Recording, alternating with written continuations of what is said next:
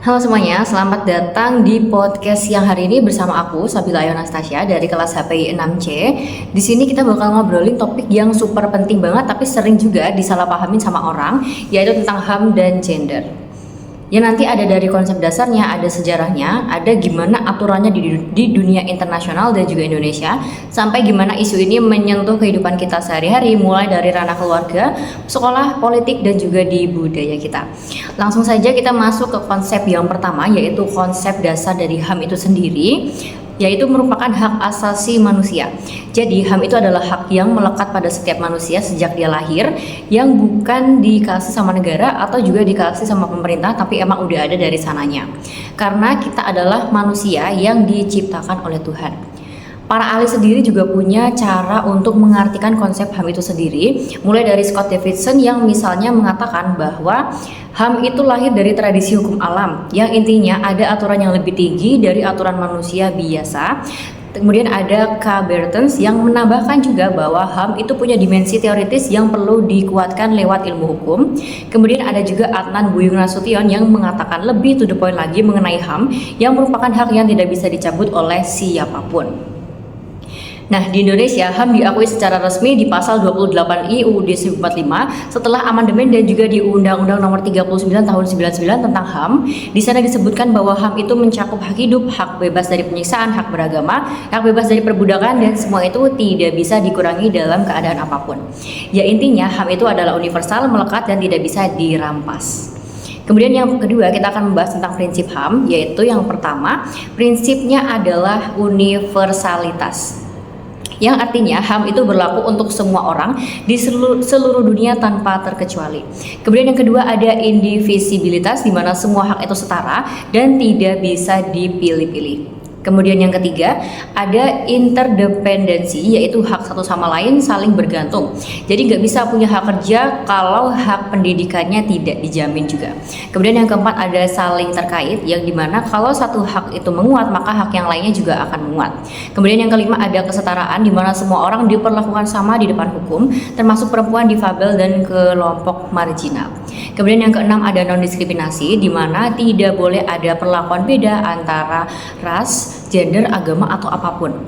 Kemudian yang terakhir, yang ketujuh, yaitu ada martabat manusia, di mana setiap orang punya martabat yang harus dihormati, tidak boleh dieksploitasi, tidak boleh dipermalukan. Dan yang terakhir, yang kedelapan, yaitu adalah tanggung jawab negara, di mana negara wajib menghormati, melindungi, dan memenuhi hak asasi manusia warganya, bukan cuma nggak melanggar, tapi harus aktif juga melindungi.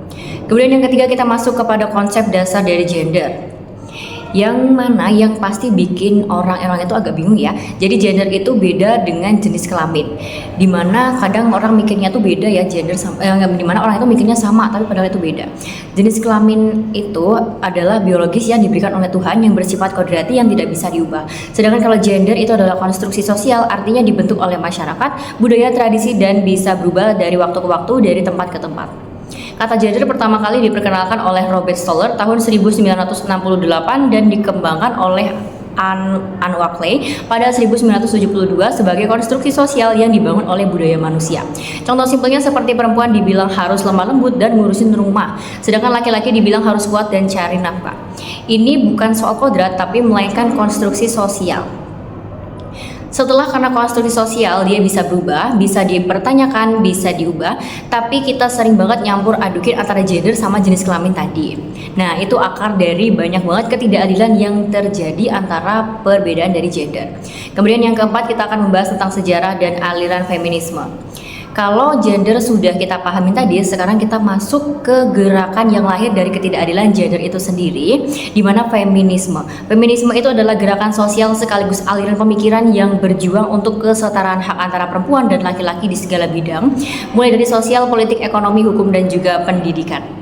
Feminisme sendiri berkembang dalam beberapa gelombang. Gelombang pertama itu dimulai dari abad ke-18 dengan tulisan Marley Walsh Notchrat.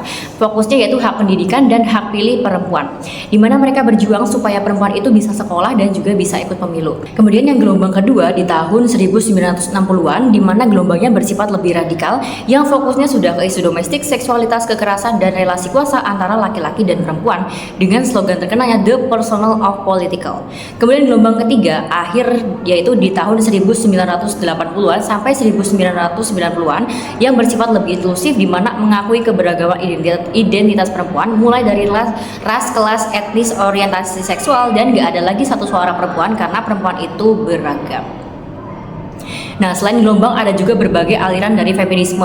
Yang pertama ada feminisme radikal, di mana patriarki itu harus dihancurkan secara total. Ada feminisme liberal yang kesetaraan bisa dicapai lewat reformasi hukum dan politik. Ada feminisme marxis, di mana kapitalisme jadi akar penindasan dari perempuan.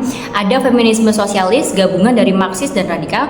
Ada juga feminisme kolonial, di mana fokus pada perempuan di negara-negara bekas jajahan yang punya beban berlapis. Kemudian sekarang kita masuk ke bagian kelima, yaitu HAM dan gender dalam aturan internasional dan Indonesia. Gimana sih di sini kita akan bahas ya tentang gimana HAM dan gender diatur secara internasional dan juga di Indonesia sendiri. Untuk di level internasional ada beberapa instrumen penting. Yang pertama yaitu UDHR tahun 1948, Deklarasi Universal HAM yang disahkan PBB pada 10 Desember. Di sini ditegaskan semua manusia itu dilahirkan bebas dan punya martabat yang setara. Jadi secara eksplisit diskriminasi berdasarkan jenis kelamin itu dilarang. Kemudian yang kedua ada ICCPR dan ICESR tahun 1966, di mana dua internasional ini yang mengubah UDHR menjadi kewajiban hukum yang mengikat. ICCPR sendiri mengurusin hak sipil dan politik, termasuk kesetaraan antara laki-laki dan perempuan dalam pernikahan dan partisipasi publik. Sedangkan untuk ICESR mengurusi hak ekonomi, sosial, budaya, termasuk upah setara dan perlindungan ibu hamil. Yang ketiga, yang ini yang paling penting, yaitu ada CEDAW tahun 1979. CEDAW itu sering disebut sebagai International Bill of Rights for Women, yaitu adalah piagam hak perempuan paling komprehensif di dunia. CEDAW mendefinisikan diskriminasi terhadap perempuan secara sangat luas dan mewajibkan negara untuk menghapus diskriminasi di semua bidang, baik publik maupun di privat. Nah, di Indonesia sendiri kita udah meratifikasi CEDAW lewat Undang-Undang Nomor 7 Tahun 1984 tentang konstitusi kita di pasal 28D dan 28I Undang-Undang 1945 terkait jaminan kesetaraan dan anti diskriminasi. Kemudian Undang-Undang Nomor 39 tadi juga tentang HAM punya pasal khusus tentang hak perempuan di pasal 45 sampai 51. Dan lahir juga berbagai undang-undang penting seperti Undang-Undang PKDRT, Undang-Undang TPKS, dan ketentuan kuota 30% di perempuan untuk masuk ranah parlemen. Tapi ini juga penting, di mana masih ada gap antara norma dan praktik, di mana masih banyak perda yang diskriminatif tentang keterwakilan perempuan di parlemen yang masih jauh dari 30%, dan kekerasan berbasis gender yang masih tinggi juga.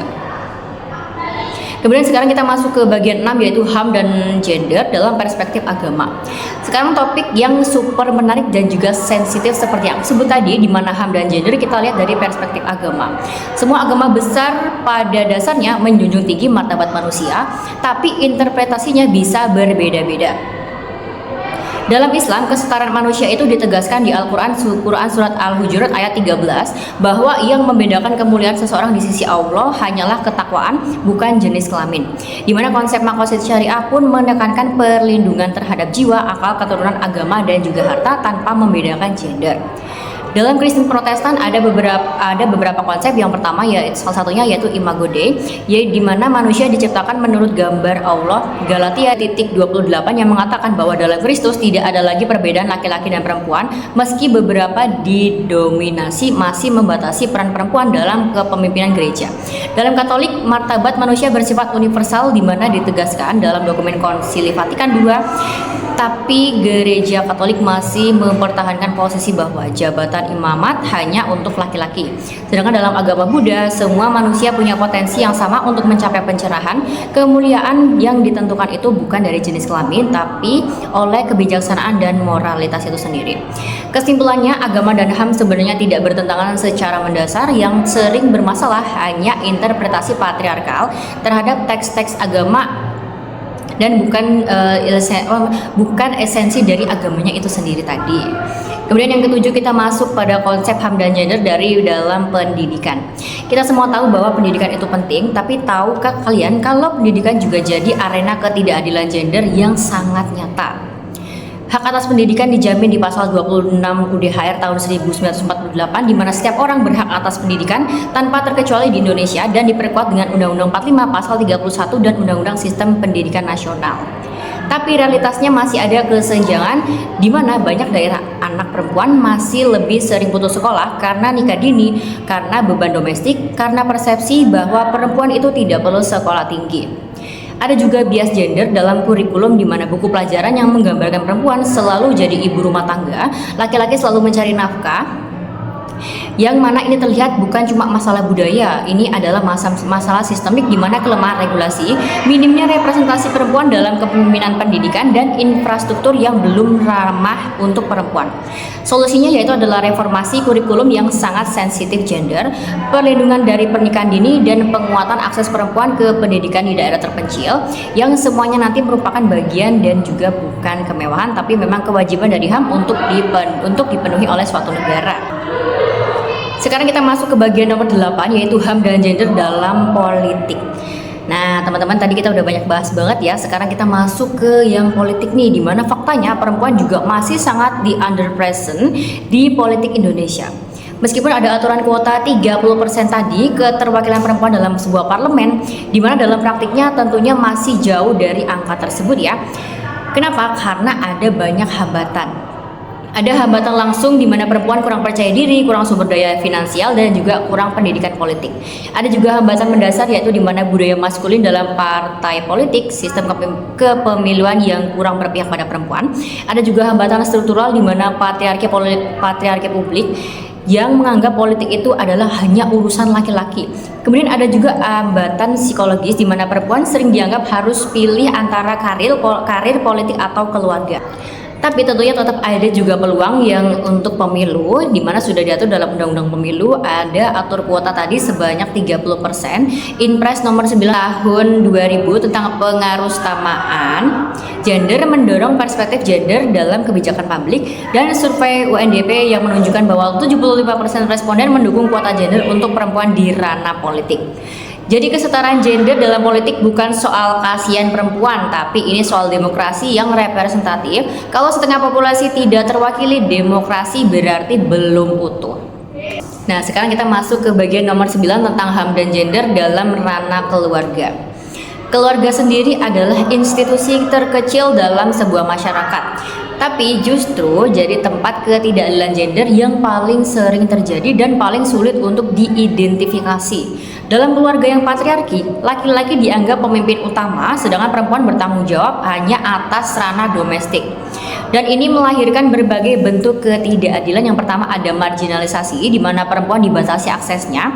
Misal tidak boleh sekolah tinggi karena ujung-ujungnya nanti hanya di dapur saja. Kemudian ada juga subordinasi, di mana suara perempuan dalam keputusan keluarga dianggap tidak penting.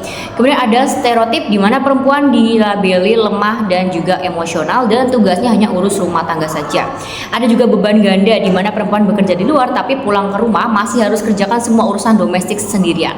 Kemudian ada kekerasan dan juga KDRT yang sering dianggap masalah internal keluarga dan nggak perlu dilaporkan. Solusinya adalah pola kemitraan gender dalam keluarga, di mana suami dan istri harus bekerja sama secara setara, berbagi peran secara fleksibel, dan membuat keputusan bersama dengan transparan, di mana bukan soal siapa yang lebih berkuasa, tapi juga siapa yang saling bisa menghormati. Kemudian sekarang kita masuk ke bagian nomor 10, di mana HAM dan gender dalam sosial budaya. Budaya dan tradisi itu tentunya sangat indah, tapi budaya juga bisa jadi alat untuk melanggengkan ketidakadilan kalau kita tidak kritis dalam hal tersebut juga. Di Indonesia, budaya patriarki yang kuat seringkali jadi hambatan yang utama pemenuhan HAM perempuan. Patriarki itu bukan cuma laki-laki lebih dominan, tapi sistem sosial yang memproduksi ketidaksetaraan lewat pendidikan, media, adat, dan bahkan interpretasi dari agama. Akibatnya muncul diskriminasi struktural di mana ketidakadilan yang sudah bersifat institusional bukan cuma individual. Dan juga ada yang namanya viktimisasi sekunder, yaitu korban kekerasan yang justru disalahkan oleh masyarakat, aparat, bahkan keluarga sendiri. Ini namanya bukan masalah perempuan, ini namanya masalah kita semua tentunya. Budaya bukan benda mati, budaya bisa dan harus berkembang. Kita bisa menjaga tradisi yang baik sekaligus mendekonstruksi nilai-nilai yang melukai martabat manusia. Jadi HAM sendiri itu harus jadi koridor utama, bukan hanya musuh dalam sebuah budaya saja. Kemudian bagian 11 kita ada kekerasan berbasis gender, difabel, dan anak. Yang mana ini merupakan bagian yang paling berat tapi penting banget untuk kita bahas. Kekerasan berbasis gender atau KBG itu bukan cuma kekerasan fisik, ini mencakup kekerasan seksual, psikis, eksploitasi, penelantaran, bahkan kekerasan struktural yang membatasi akses seseorang terhadap hak-haknya. Dan yang paling rentan tentunya perempuan dan difabel dan juga anak-anak. Perempuan difabel tentunya mengalami diskriminasi berlapis karena identitas gendernya sekaligus karena kondisi disabilitasnya. Riset menunjukkan bahwa mereka punya resiko 3 kali lebih besar mengalami kekerasan berbasis gender, sedangkan anak karena keterbatasan kemampuan melindungi diri dan ketergantungan pada orang dewasa juga sangat rentan. Indonesia punya payung hukum Undang-Undang PKDRT, Undang-Undang Perlindungan Anak, Undang-Undang Penyandang Disabilitas, dan Undang-Undang TPKS tahun 2022. Tapi implementasinya masih bermasalah, di mana stigma korban, minimnya akses pelayanan, aparat yang belum sensitif menjadi masalahnya. Nah, pemulihan korban tentunya harus bersifat inklusif, di mana bukan hanya proses hukum, tapi juga pendampingan psikologis, rehabilitasi sosial, dan juga dukungan dari komunitas. Kemudian ini kita masuk ke bagian yang ke-12, yaitu untuk analisis gender. Analisis gender adalah alat untuk memahami ketimpangan gender yang ada di masyarakat dan mencari bagaimana solusi untuk mengatasinya. Ada 5 bentuk utama ketimpangan gender yang perlu kita kenali, yaitu marginalisasi, subordinasi, stereotip, beban ganda, dan juga kekerasan. Faktor penyebabnya tentunya bervariasi, di mana ada budaya patriarki yang mengakar, konstruksi sosial dan stereotip yang diwariskan turun-temurun, kemiskinan dan marginalisasi ekonomi, pendidikan yang tidak sensitif gender, dan juga kebijakan publik yang masih bias. Tapi tenang saja teman-teman ya, bukan berarti tidak ada harapan. Upaya yang bisa kita lakukan yang untuk mengatasi ini semua, yaitu yang pertama ada edukasi dan penguatan kesadaran politik sejak dini, ada reformasi hukum dan kebijakan yang berpihak pada kesetaraan, pemberdayaan perempuan dalam pengambilan keputusan, ada implementasi pengarustamaan gender atau PUG secara konsisten di semua level pemerintahan. Jadi, analisis gender bukan soal untuk hanya menyalahkan pihak laki-laki saja, melainkan ini adalah soal mengidentifikasi sistem yang tidak adil dan mengubahnya bersama-sama supaya semuanya bisa mendapatkan kesetaraan itu tadi. Kemudian yang terakhir kita masuk ke bagian 13, yaitu safeguarding atau mencegah kekerasan. Kita sudah banyak bahas masalahnya. Sekarang apa solusi yang konkretnya ya? Dimana salah satu konsep yang kita bahas di sini adalah safeguarding, yaitu pendekatan holistik untuk melindungi individu dari potensi kekerasan, eksploitasi, dan pelecehan dengan menekankan pada pencegahan. Safeguarding punya 4 elemen utama. Yang pertama ada protection, di mana perlindungan langsung bagi yang rentan. Kemudian yang kedua ada prevention, edukasi dan kesadaran masyarakat sebelum kekerasan terjadi. Kemudian yang ketiga ada participation, di mana keterlibatan aktif masyarakat dalam mengidentifikasi dan melaporkan resiko. Kemudian ada accountability, di mana sistem dalam menangani kasus secara berlaku harus transparan. Kekerasan terhadap perempuan dan anak bisa dicegah dengan memberdayakan perempuan secara ekonomi dan hukum, melibatkan laki-laki dalam gerakan anti kekerasan karena perubahan budaya butuh semua pihak, tidak hanya perempuan saja. Kemudian ada memperkuat sistem pelaporan yang aman dan tentunya mudah diakses, dan memastikan korban dapat pemulihan yang sesungguhnya, bukan hanya keadilan di atas kertas saja. Dan kita masuk ke bagian penutup ya guys. Kita sudah jalan panjang banget tentunya ya, mulai dari konsep HAM yang melekat sejak lahir, konsep gender sebagai konstruksi sosial, sejarah feminisme yang panjang dan berliku, aturan internasional dan nasional yang sudah ada, sampai ke isu-isu konkret dan di pendidikan, politik, keluarga, budaya, dan perlindungan korban. Satu hal yang jadi benang merahnya di sini adalah di mana hak dan kesetaraan gender itu bukan 2 hal yang terpisah, melainkan hal yang sama, satu, yaitu saling menguatkan. Selama masih ada ketimpangan gender, selama masih ada perempuan yang tidak bisa sekolah karena dianggap tidak perlu, anak yang jadi korban kekerasan tapi disuruh diam, perempuan yang mau masuk politik tapi dihalang-halangi, budaya patriarki, maka pemenuhan HAM belum utuh. Dan kesetaraan gender tentunya bukan hanya urusan perempuan, melainkan ini adalah urusan semua orang, karena masyarakat yang adil adalah masyarakat yang baik untuk semuanya, di mana laki-laki, perempuan, dan anak-anak difabel semuanya sama. Kita semua bisa mulai dari hal kecil ya tentunya, dari mempertanyakan stereotip yang kita dengar setiap hari, dari mendukung hak orang lain tanpa melihat gendernya, dari berani bicara ketika ada ketidakadilan di sekitar kita, dan tentunya keyakinan. Oke teman-teman, terima kasih sudah mendengarkan podcast ini sampai akhir ya. Semoga materi yang kita bahas hari ini tidak hanya berguna untuk ujian, tapi juga berguna untuk kehidupan nyata kita. Sampai jumpa, dan juga jangan lupa untuk jadilah agen perubahan mulai dari diri sendiri. Dan mohon maaf juga apabila saya masih menyampaikan materi dengan secara cepat atau secara terbata-bata dan tidak jelas ya. Terima kasih lagi saya ucapkan karena sudah menyaksikan podcast yang hari ini.